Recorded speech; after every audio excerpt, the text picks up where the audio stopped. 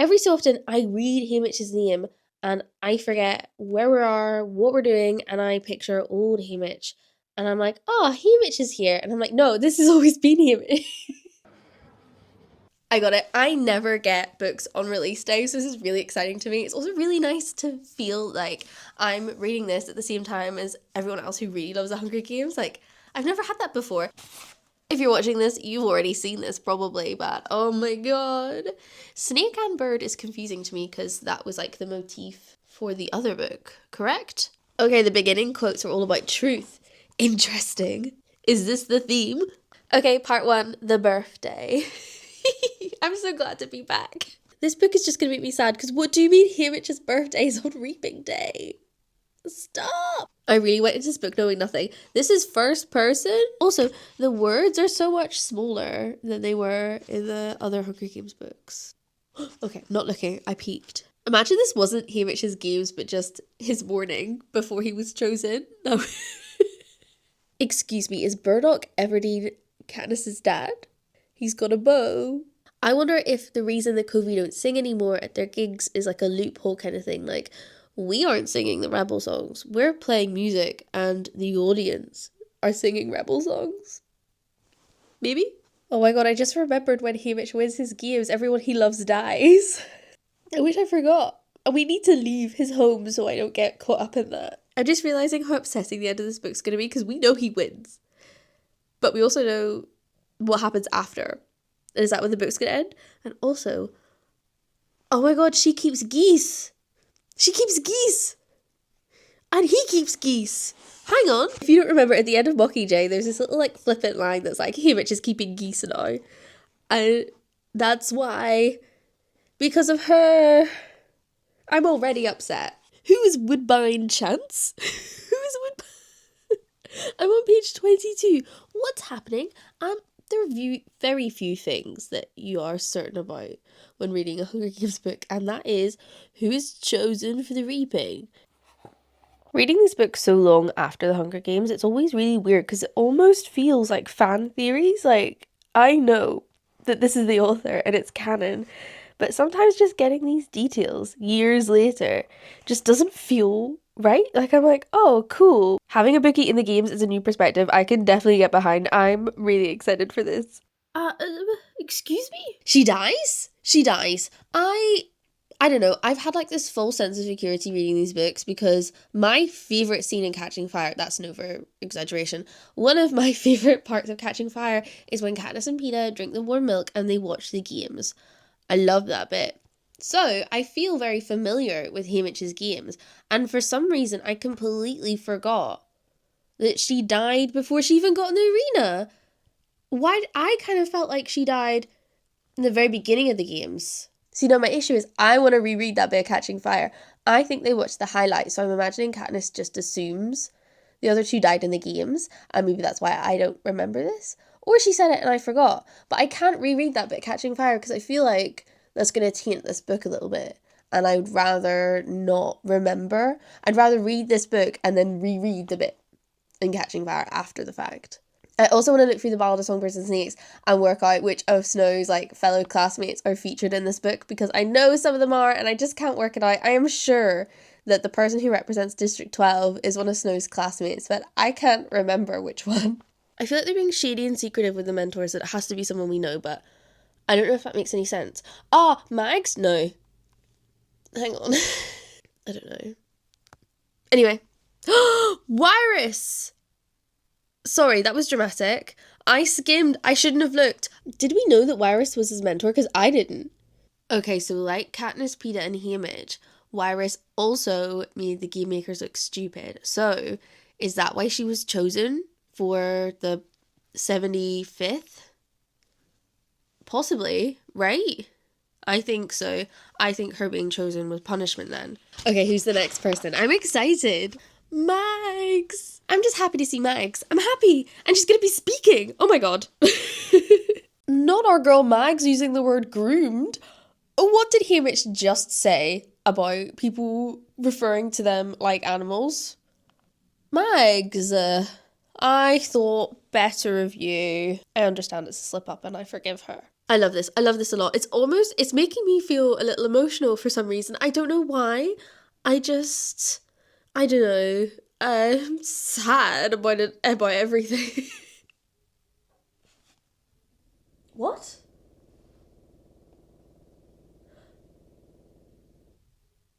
Is Ampert's dad a winner? Ampert's dad a win. I'll just read it. Why am I guessing? Just read it. No, Ampert is Beatty's son. I'm upset. Oh, the booth, the potato booth is about making a potato clock, correct? Didn't Beatty show Katniss that, or am I making that up in my head? I think that's what happened. Jesus, Beatty is straight to the point. I love this. I think I'm so used to Severance where no one is like saying anything up front that I'm just like, oh yeah, you can just tell people what's going on. I forgot. The potato's the clue. Potato, battery acid, poison.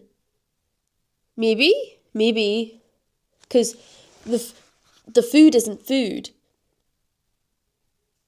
Just don't eat anything after it's been used as a battery. I think this is the clue. I think this is what was it Wyrus was talking about. Welly's joining. I mean, this is bad because now I'm gonna see Welly die. But still, happy to have Welly on side. I think Plutarch's giving him a clue like he gave Katniss a clue. It's a pretty flower that's got nectar in it that insects fall into and drown.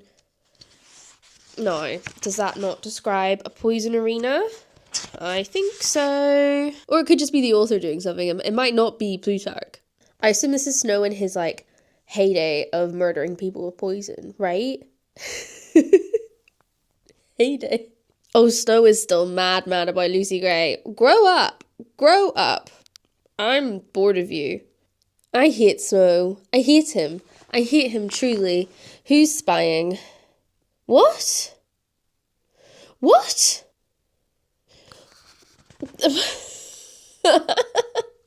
I'm so confused. Luella, what are you doing here? You're dead. Part 2. I'm stressed. Okay. Anyway, what's happening? What is happening? I honestly didn't think this book was going to surprise me this much. Like, I'm baffled. I'm speechless.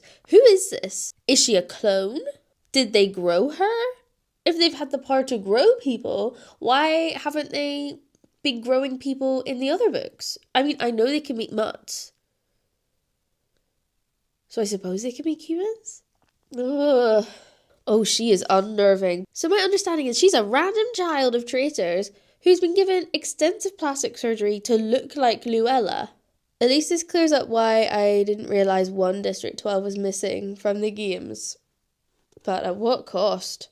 Absolutely hilarious that fake Luella gets capital letters, like that's her official name. Like full government name, fake Luella. So their stylist licked a toad, possibly dead.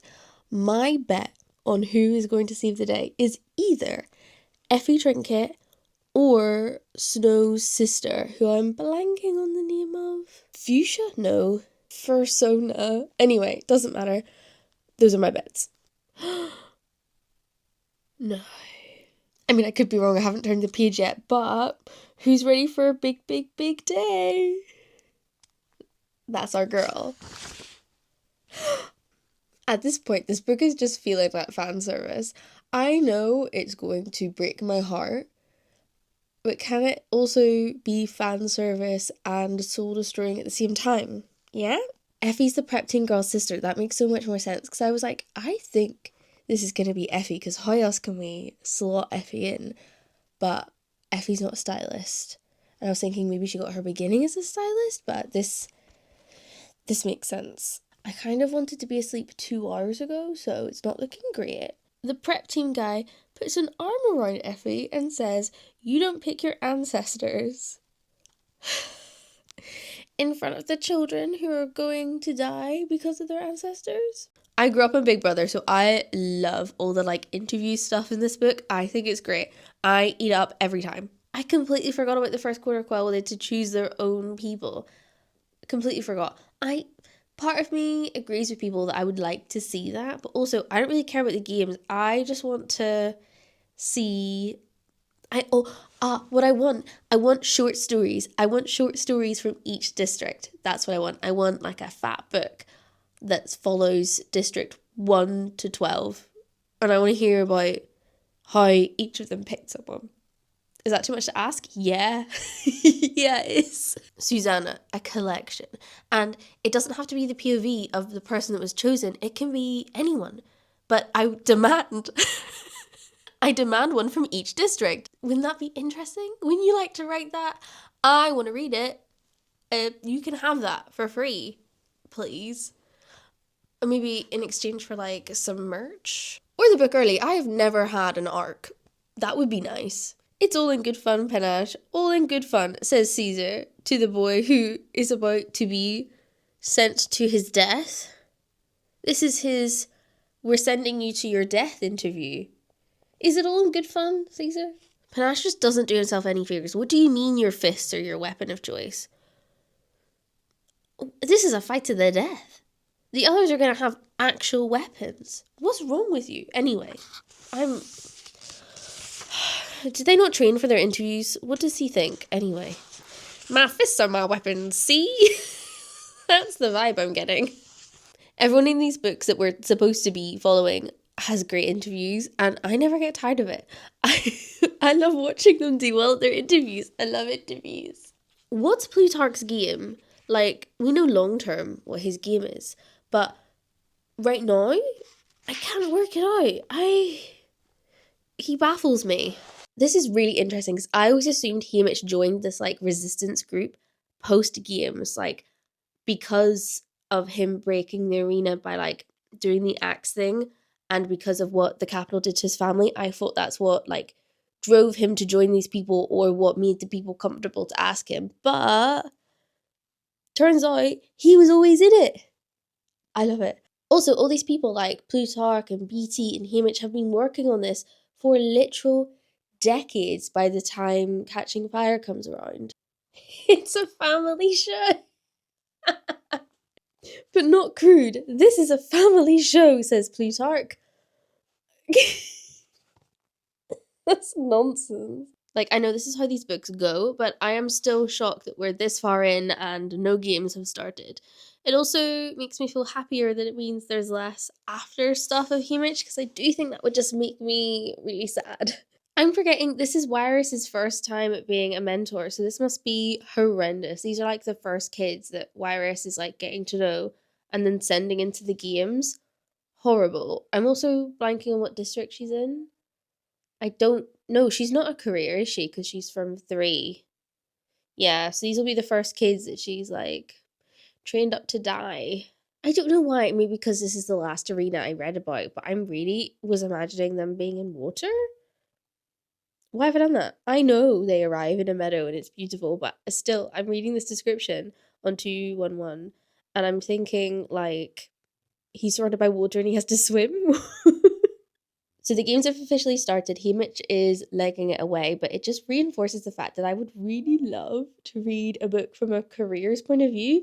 I think it would be so interesting, like the way they think, the way their planning all works out, just like the general brainwashing of it all. I would love it. I mean, I would find it very interesting. Interesting that they are in their colours, so their outfits are all different. I'm wondering, is that like a production thing because there's double the amount of tribute, so how will people remember who's who? Let's all break up the districts by colour. Fire is catching. Lulu. First sponsorship gift. I don't know about all of you, but I really distinctly hear the parachutes, so like beep beep beep beep beep beep beep thing. I know that's not a thing in the books, but it's cemented there from the movies. You know what also really annoyed me in the movies? When Katniss got those like little notes in the parachutes from Haymitch, because that's not what happened. I know it's because we get her point of view and she infers Haymitch being like, ah, nice one, sweetheart. And things like, oh, does he call her sweetheart? Does he? And does he call her sweetheart in the books? Because then that's relevant, because that's what he used to call Luella. And now I am sad again. Anyway, he doesn't write her notes in the parachutes in the books, because that would be cheating. Anyway, it's fine. It's fine. How do you say his name? Ampert? I've been saying Ampert in my head. So I will be using Ampert. Anyway, I'm on page 240. Ampert's just shown up. And he has an axe. I know what the axe is used for. I forgot about the volcano. Part 3. Poor Hamish thinks he's failed in blowing up the water tank, but he did his bit. He blew up the water tank. The people who failed were the people who made this whole plan to begin with. The adults. Who do I think I am? Me, a 16-year-old kid from the trashiest district in Panem. Yeah, you're 16. The adults made the plan. You did your bit. Why am I sad? I shouldn't even be sad. I know she dies. God damn it. She's not even dead yet. I did like how in Ballad of Songbirds and Snakes, every so often we got like an updated list of tributes with it all crossed out. But I understand that makes more sense for someone who's like on the other side of the games, because Mitch isn't doing that in his head. But me, I would like that. No, we already fought. You lost. No, you die. Caveman panache. He's really not helping escape the meathead allegations. I forgot about Maisley and the poisons and the darts. I completely forgot. I'm so glad I didn't reread like this bit in Catching Fire. Anyway, I love a surprise. So Hamish gets delivered the soup when him and his ally join up and they're like bonding and stuff. I have a theory that's why Hamish sent Katniss and Peeta the like thing of soup when they were in the cave, because it was like reminiscent to his moment in the games, and he was probably like, oh, I know what to do. I'm gonna send them some plum stew, I think it might have been, but like similar energy, like a warm thing in a parachute. What? Are these actually game makers? Are these tributes pretending to be game makers? I don't know, but I mean, we always suspected that there were game makers running around, but God, just feels too dangerous. But again, this is the 50th games, which is like, what, 25 years before Katniss's? So, who knows? It's okay, Maisley. Nothing they can take from you is ever worth keeping. Nothing you can take is ever worth keeping. I'm on page 305, and I know Maisley dies, but having her walk away from like the edge of the arena is filling me with dread, because I know. I feel like I know. I vaguely remember her being in trouble and Haymitch running to her and it being too late. Is that what happens? I think that's what happens. It's making me feel sick. I'm not reading tonight just because I don't think I'm emotionally ready to read that bit of the book and then go to sleep. So I won't be doing that. But also, I want to retract my statement about it feeling, I can't remember what I said, but I did find it very convenient that Mags and Wirus were Haymitch's mentors, and I kind of just felt like it was because I kind of felt like they were his mentors because they were people we knew from the 75th Hunger Games. And I was like, oh, yeah, of course we're going to have people that we know because that's, you know, the book. But I am now realizing that Mags and Wirus aren't Haymitch's mentors because it's convenient because we know them from the 75th Hunger Games. They were in the 75th Hunger Games because they were Haymitch's mentors in this games, right? This is their punishment. Like, people who were reaped for the 75th games were because they did something in the capital once to get back at them. Yeah. Not Mags, actually. But definitely Wirus. I'll have to double check, actually, because now that I'm thinking about it, Mags volunteers. But I suppose Finnick being reaped anyway is punishment enough for Mags. Yeah, but still, I stand by it. Also, one of my favourite like fan theories of the whole series is that Mags is the one who started up the career districts, which doesn't fit with this book because she's mentoring for 12. So, or maybe this is like her in retirement. She could have been the one to encourage them to start training, and she could have been the one to start all that stuff, and then could have gone into retirement, and then they like pull her out of retirement when they need her for things. Good morning. I think today will be the day that I will be devastated. I'm actually really worried that Maisley's gonna die literally in 1 page time. I'm on page 304 at the start of chapter 23. And yeah, I'm concerned. Oh god, I saw the word cannon fires. Okay, it's neither of them. I mean, I know it's not Heimich, but still. He's discovered the force field. I'm so excited, but also I know that nothing good's gonna happen. Is there a live stream? There must be. And then we know there's a highlight reel at the end of the day, correct? I feel like that's been mentioned in the books, but is there definitely a live stream? And then it must be on some kind of delay, because of course, there must be a live stream. I'm picturing like Big Brother live stream where there's like songbirds over things they can't hear, and like it cuts to like random people not doing things very interesting. And at the end of the day, there's like an hour show with the commentators, and it's all cut together dramatically, right?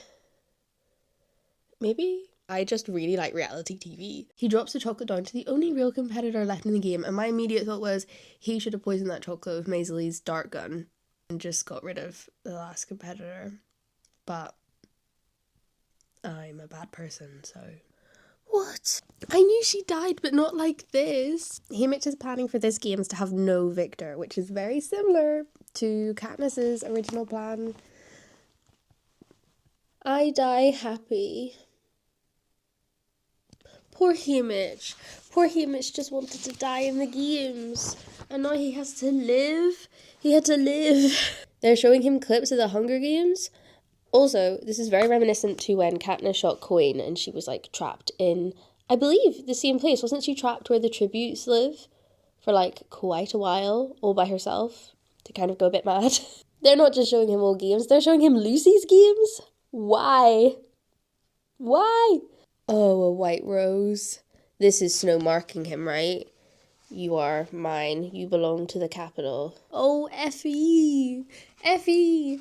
She cares so much. And she had to watch so many kids die with him.